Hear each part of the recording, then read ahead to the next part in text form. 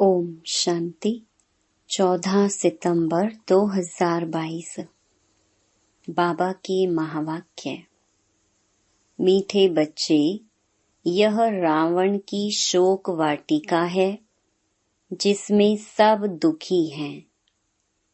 अभी तुम रावण को भगा रहे हो, फिर जय जयकार हो जाएगी। सब अशोक वाटिका में चले जाएंगे। प्रश्न: प्रजा में भी ऊंच पद किस आधार पर प्राप्त हो सकता है? उसका मिसाल कौन सा है? उत्तर: प्रजा में ऊंच पद पाने के लिए जो भी चावल मुट्ठी तुम्हारे पास है, वह सब सुदा में मिसल बाप हवाले करो। दिखाते हैं ना, सुदामा ने चावल मुट्ठी दी तो महल मिल गई। बाकी राजाई पद के लिए तो अच्छी रीति पढ़ना है, पूरा पवित्र बनना है, अपना सब कुछ इंश्योर कर देना है। गीत। आखिर वह दिन आया आज। ओम शांति। परमपिता परमात्मा को खिवैया भी कहते हैं। खिवैया बोटमैन को कहा जाता है। जो बोट माना नाव में बिठाए उस पार ले जाए, तो बाप खिवैया है, उस पार ले जाने वाला। झूठ खंड में है झूठी कमाई, सच खंड के लिए तो यह सच्ची कमाई है, वह है झूठी कमाई। अभी भारत पतित है। भारत भी कितना बड़ा है, दुनिया भी कितनी बड़ी है। बच्चों की बुद्धि में रहता है, पुरानी दुनिया में पुराना भारत है। कल का भारत अथवा कल की दुनिया क्या होगी? तुम जानते हो अभी कितने मनुष्य हैं, कितने खंड हैं।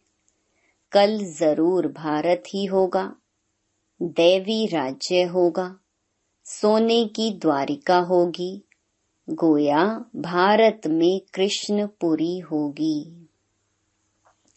लंका नहीं होगी, सारी लंका सोने की नहीं बनती है, भारत सोने का बन जाता है।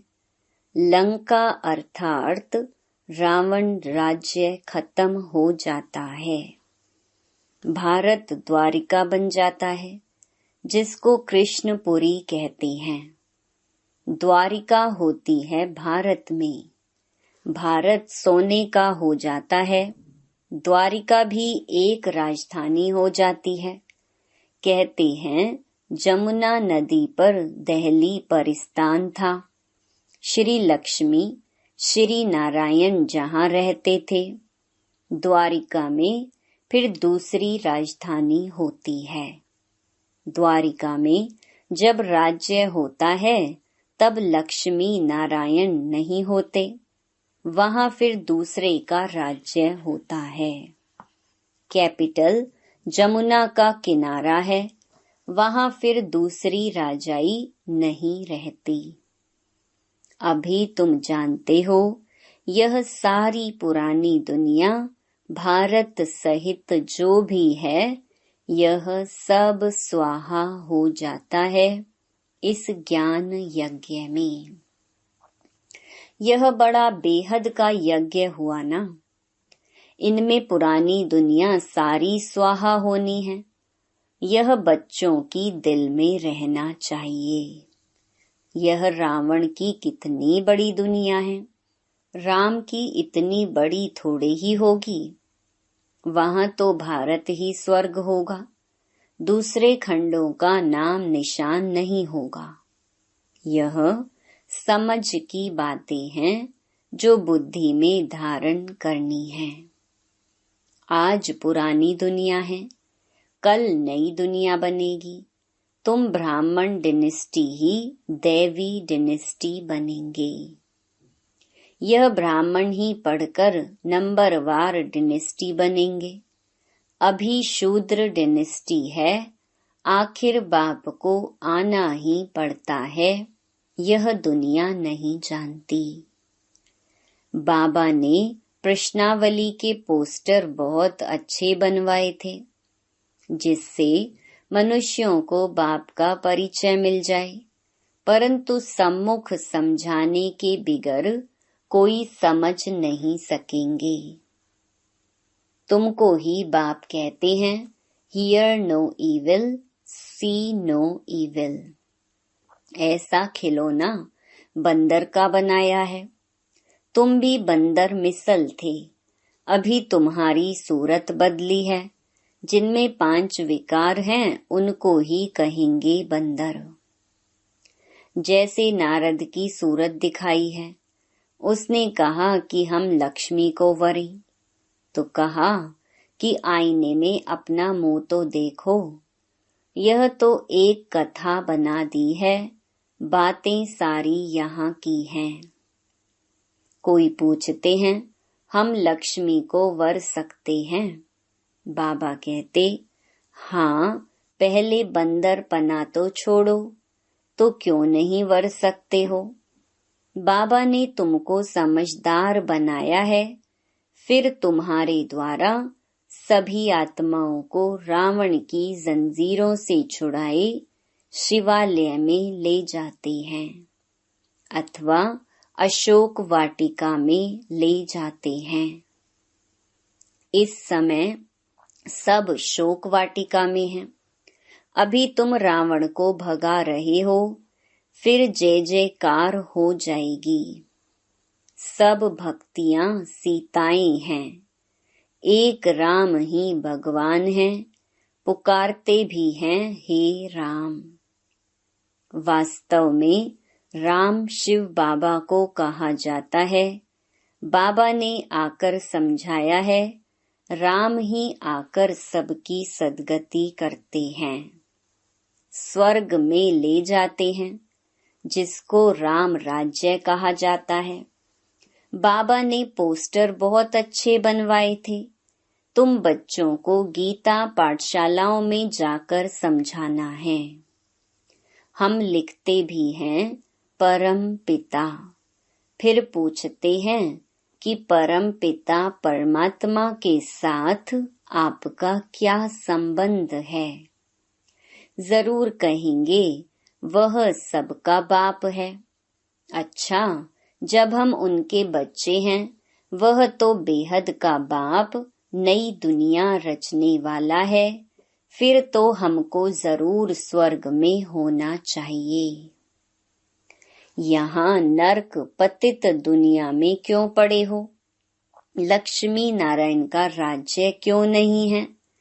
भारत को स्वर्ग का स्वराज्य था ना। अब कलयुग में रावण राज्य है। तुम स्वर्ग के मालिक थे ना, और कोई धर्म नहीं था। आज से 5000 वर्ष पहले लक्ष्मी नारायण का राज्य था। राजाएं भी डबल सिरताज थे, पवित्रता का भी ताज था और रतन जड़ित ताज भी था।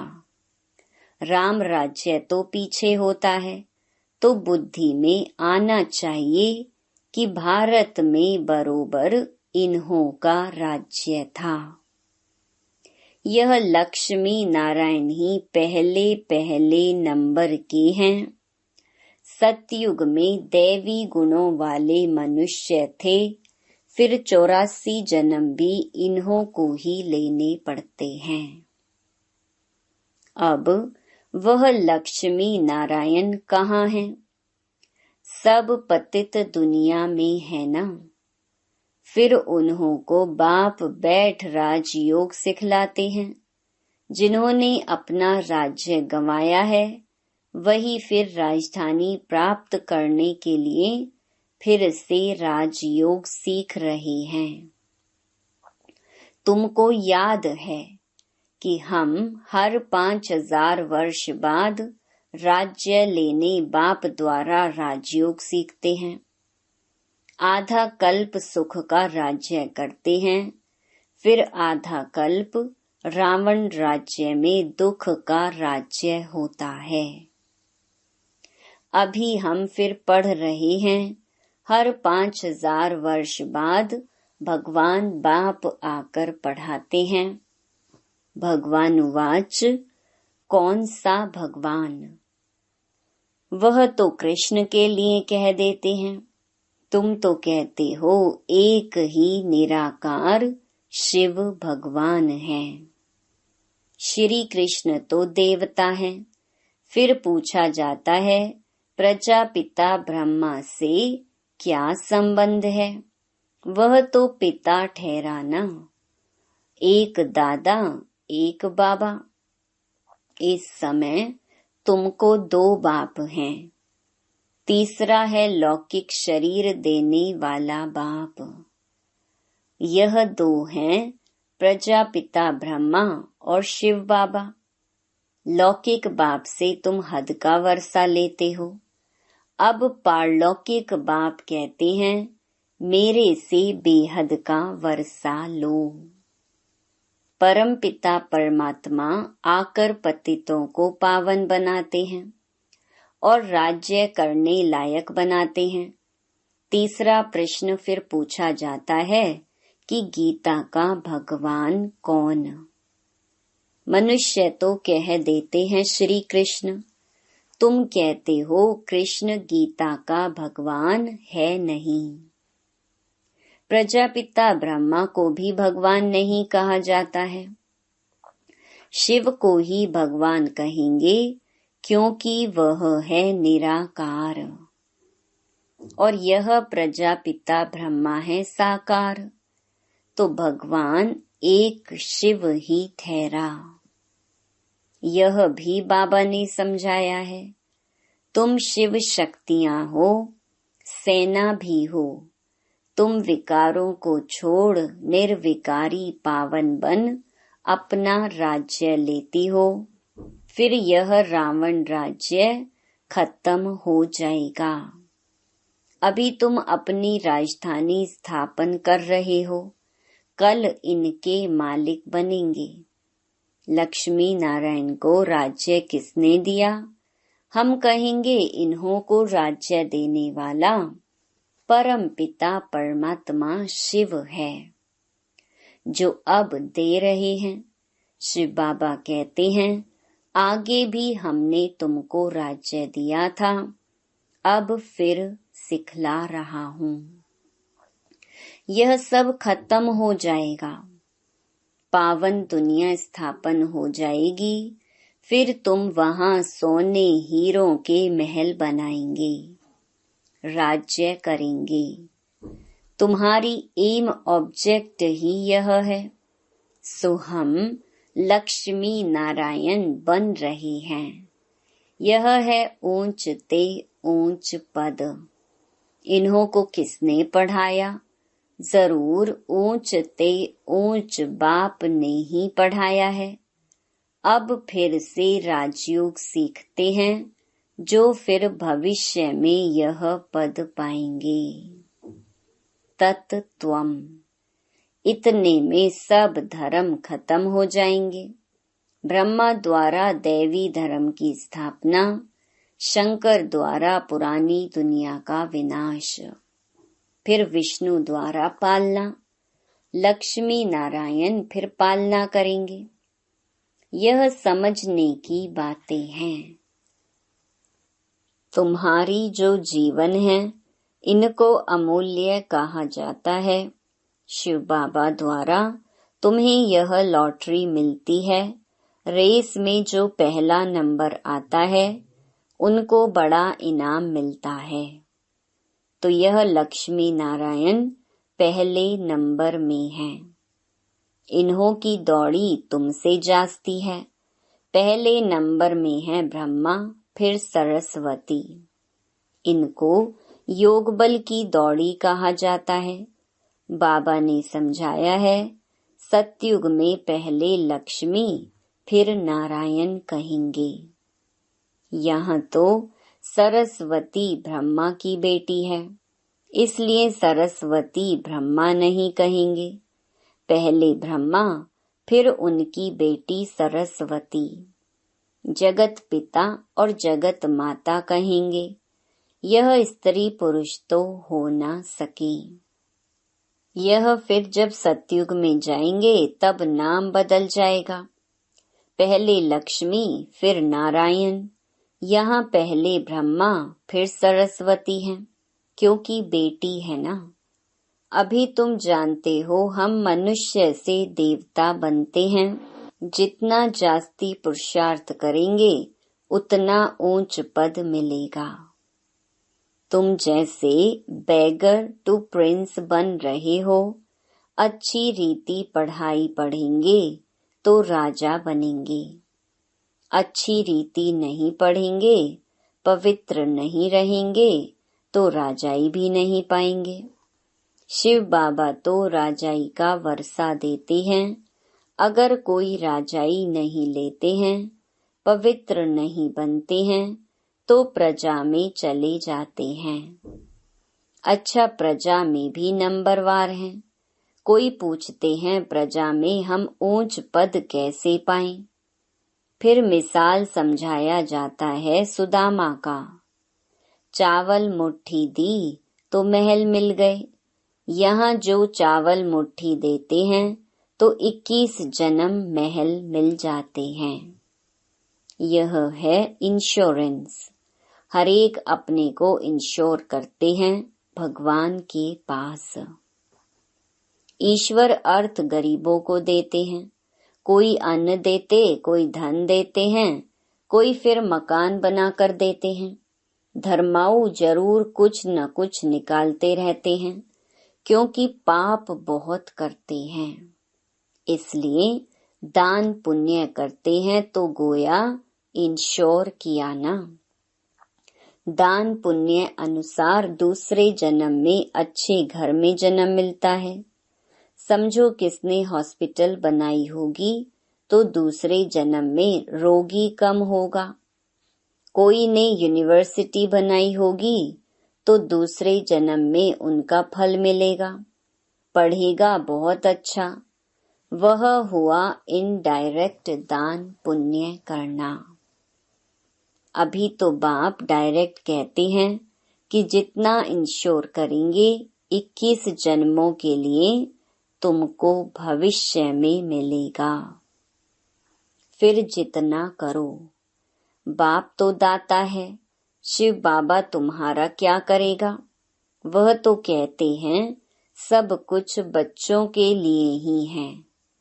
मनुष्य दान गरीबों को करते हैं तो ईश्वर द्वारा उनको फल मिलता है।